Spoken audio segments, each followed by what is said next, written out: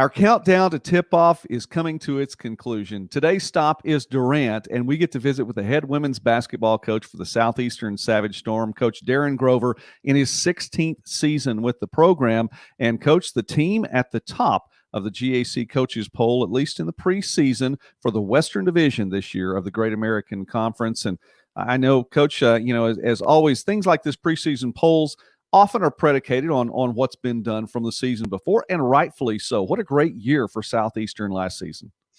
I felt like we had a great year. To speak to the preseason poll, whatever those mean, like you said, I think it goes off of the success from last year because that's the only really information people know.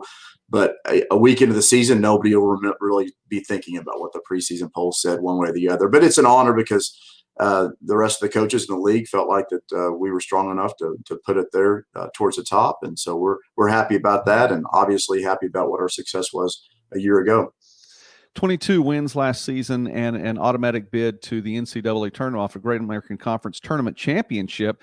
Coach, I want to revisit that really quickly because that was a big deal. I mean, that was kind of one of those mountains that the program really was yet to ascend and really, plant the flag there at the top. And they didn't make it easy for you on top of that with the run that your team had over the course of the year. Katie Webb in her final senior season and just an All-American performance from her.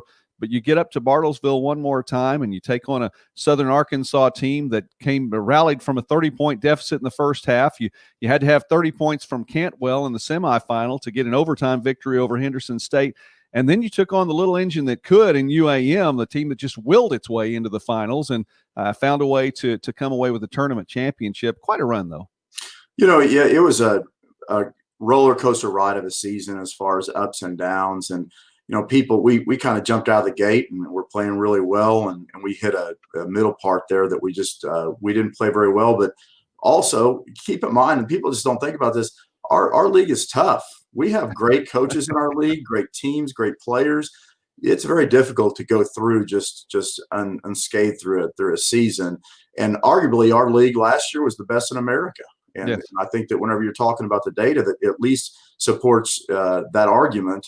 And so it's tough to go through a season. The year before Southwestern did that, and I'm not sure how many times that's ever going to happen again, where teams can go through and make that kind of run. So it was up and down. On the conference tournament, when you draw Southern Arc and with their unique style of play, it's difficult. And I felt like that in that game we jumped out to that lead, and it did. It withered away in the second half, but that's also one reason that it was good to jump out to that kind of lead.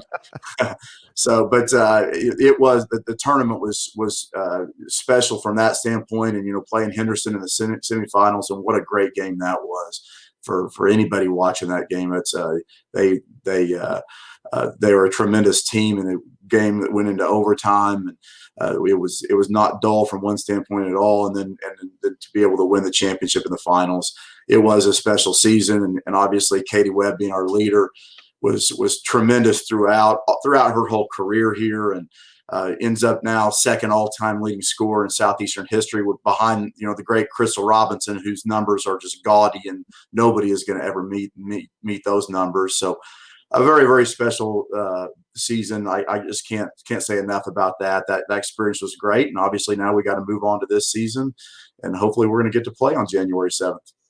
Well, I hope so too, and that that's a date that's circled on folks' calendars throughout the conference as to when league play gets underway in the Great American Conference. A 20-game schedule for all of the teams in the GAC this year. We're talking with Darin Grover, the head women's basketball coach at Southeastern, again, whose Savage Storm picked at the top of the Western Division in the preseason poll. And no Katie Webb coming back this season. We know that, but you do bring back a couple of all-conference performers, in Briley Moon and in Cameron Cantwell, some other performers that were integral to your run this last year. Talk about your returnees.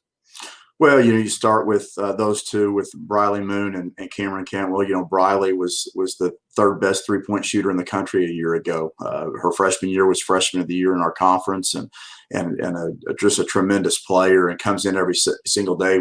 Leadership, and she does it in a quiet way. But you don't get a lot of words out of Briley, but she shows it on the floor. I mean, she's not quiet on the floor as far as her actions. It comes in every single day and works her rear off, and her ability to shoot and score around the basket is a great ability. You know, Cameron Cantwell, people shouldn't have thought that she came out of nowhere last year, because she was having a tremendous freshman year when she went down with an injury at Christmas time. She had a stress fracture and never played again, and was averaging 13.5 points a game at that point. I'd say one of the better freshmen in the country. And then her sophomore year topped it and played even better right down toward the end, and was the MVP of the conference tournament, first team all conference. Those two players, as good as they were that year, they have elevated their game this year as we've gone into the preseason, and which a difficult preseason for all of us. Every team out there, you're not getting to play outside competition, so your players have to hopefully show that kind of leadership to try to pull everybody through, including a lot of our new ones.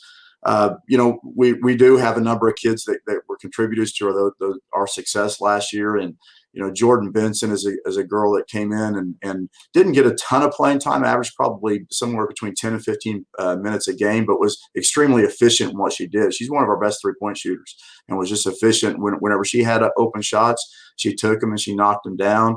We've got two players coming off of injury, and Hayden Williams and Chandler Kemp, who haven't gotten much time in the preseason, but they will both be important this year for us. And so, and then we've got a lot of new kids that they're going to be coming through. And so some people are going to have to get the roster ready for some new names and some new faces, which has been, I guess it's been a little bit good for us to have all this time to work with those new ones.